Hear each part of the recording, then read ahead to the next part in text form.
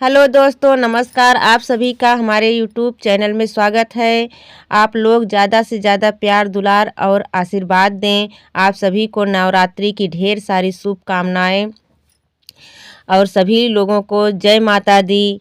मैं आप लोगों को एक बहुत ही प्यारा सा देवी भक्ति गीत सुनाने जा रही हूँ।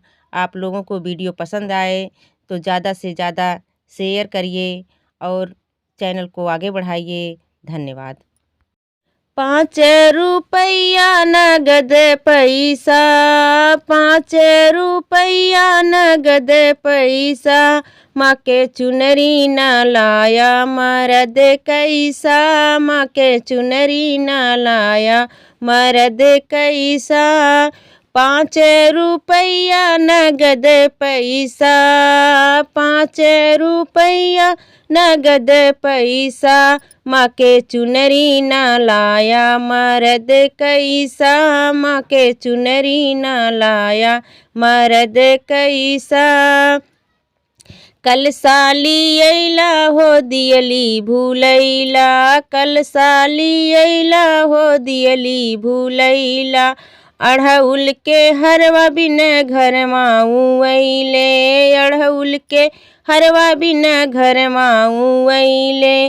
बोले पे गरजे ऊ शेर जैसा, बोले पे गरजेला शेर जैसा, माँ के चुनरी न लाया मर्द कैसा, माँ के चुनरी न लाया मर्द कैसा।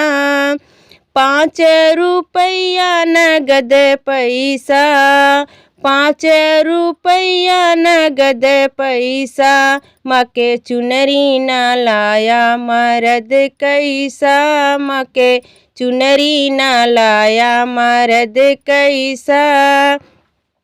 काहे की साड़ी में चुनरी लिया, काहे की साड़ी में चुनरी लिया, चुनरी लिया हो चुनरी लिया, चुनरी के बदले में लैला पियरी, चुनरी के बदले में लाया पियरी।